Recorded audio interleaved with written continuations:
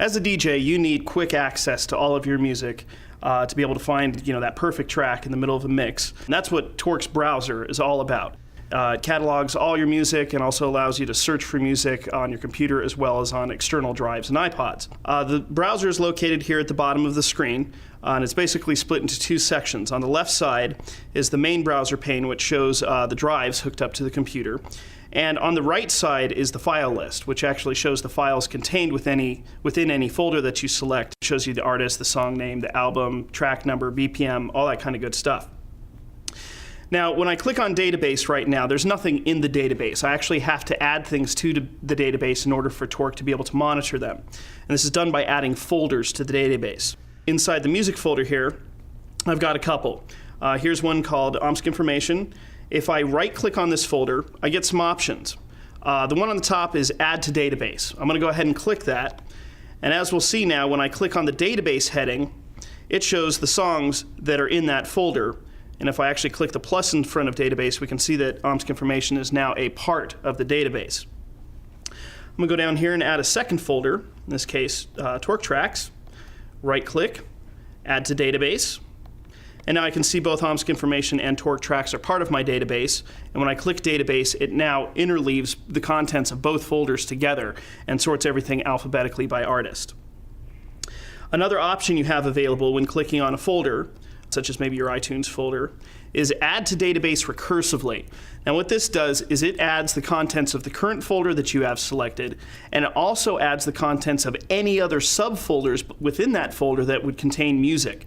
So in the case of the iTunes library, which is usually broken down by artist folders and then album folders, etc., you can just right-click on that and copy everything into the database for instant searching. If you are going to use the iTunes database on your computer, though, there is a quicker way to do it.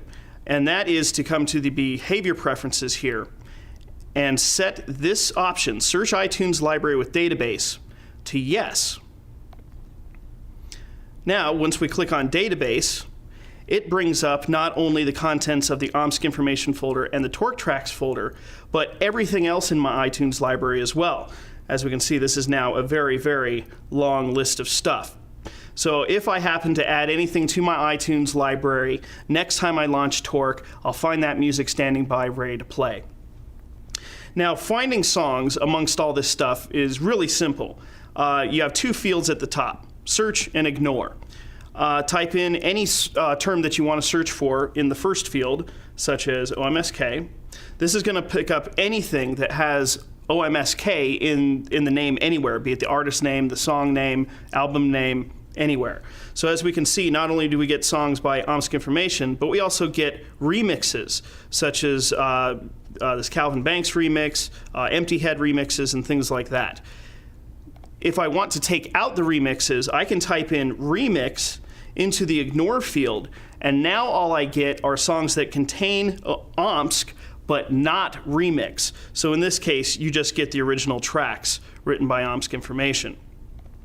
You can also limit the search to particular areas by clicking on the various headings in the file list. So if I were to type OMSK again and hold Shift and click Artist, we see Artist turn red, and that means the search is now confined only to that column.